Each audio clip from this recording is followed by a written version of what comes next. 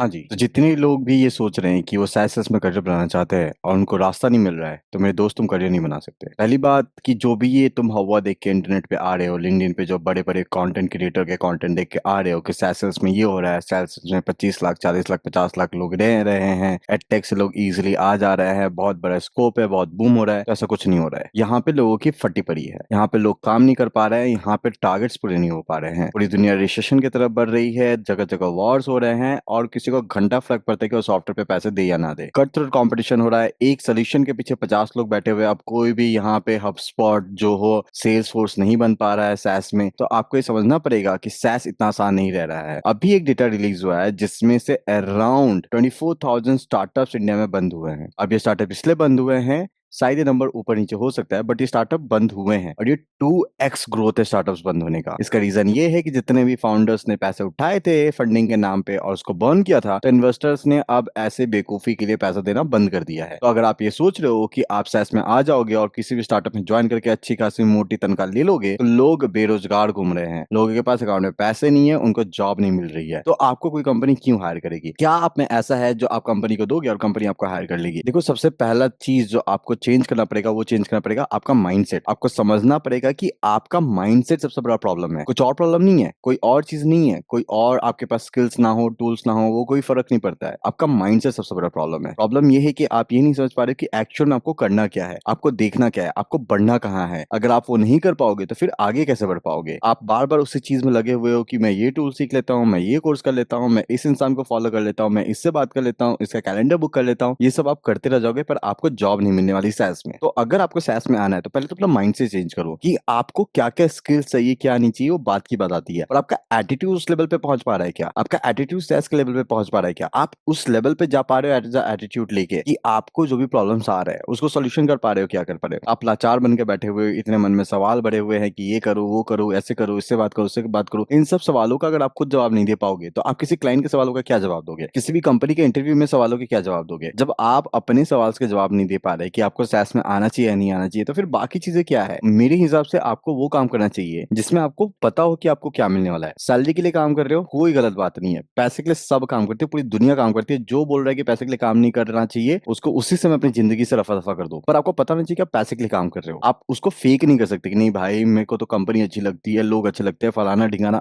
सब भाड़ में जाए। पैसे के लिए काम कर रहे हो, एक्सेप्ट करो कि पैसे के लिए काम करो और पैसे के लिए ही काम करो। बाकी भी चीजों पे ध्यान दो, अपने लाइफ पे ध्यान दो, अपने करियर पे ध्यान दो, अपने गोल्स पे ध्यान दो, अपने फैमिली पे ध्यान दो, अपने बॉडी पे ध्यान दो और ध्यान दो। अगर आप ड्रीम के लिए काम कर रहे हो तो उस पे ध्यान दो। अगर आपको मन है उस कंपनी में काम करने का तो उस पे ध्यान दो। ड्रीम कंपनी है तो उस पे ध्यान दो, राइट? पर आप जिस चीज के लिए भी काम कर रहे हो, वो चीज आपको क्लैरिटी पता होनी चाहिए। आपको पता होना चाहिए कि हाँ, मेरा ये अभी मकसद है और मुझे ये करना है, मुझे 3 साल इस कंपनी में काम करना है, उसके बाद इतना पैसा बना के मुझे कुछ और काम करना है। एकदम क्लैरिटी बात है, आप करो। मोस्ट इंपॉर्टेंट चीज जो सबसे प्रॉब्लमेटिक है और बहुत सारे लोग करते हैं, वो ये करते हैं कि भाई आप ये नहीं समझ पा रहे हो कि आपकी विजिबिलिटी नहीं है लोगों के सामने। आप देख रहे हो लोगों को कंटेंट क्रिएट करते हुए, आप देख रहे हो लोगों को लिंक्डइन पे डालते हुए। आप मत लिखो, आपको लिखने की जरूरत नहीं है, पर आप कमेंट तो कर सकते हो यार। आप लोगों को डीएम तो कर सकते हो, आप उनसे बात तो कर सकते हो, आप एचआर को मेल्स तो कर सकते हो। आप एफर्ट ले नहीं रहे हो। कोई थाली में परोस के आपको जॉब लाके नहीं देने वाला है सैस में। आपको समझ में नहीं आ रहा है कि आपको जॉब कैसे मिलेगा और उसके लिए आप एफर्ट नहीं ले रहे हो, ना ही आप लोगों को जाके कनेक्ट कर रहे हो, ना ही आप लिंक्डइन पे कनेक्शंस भेज रहे हो। भाई, मैंने ऐसे लोगों को भी देखा है जो लोग मुझे ये बोल रहे हैं कि मैं बहुत चूजी हूँ अपने लिंक्डइन कनेक्शंस को लेके। भाई, अचार डालने वाले हो क्या तुम? क्या करोगे अपने लिंक्डइन कनेक्शंस को लेके? 30,000 कनेक्शन अलाउड होते हैं लिंक्डइन पे, उसके बाद लोग आपको फॉलो कर सकते हैं। 30,000 का मतलब समझ रहे हो? 30,000 लोग आपके साथ कनेक्ट है, मतलब समझ रहे हो? आप उस 30,000 में से अगर आप 1% भी कन्वर्ट कर सकते हो, जो लोग आपको अच्छे से जानते हैं, इट्स अ ह्यूज नंबर। आप दिन में 300 लोगों को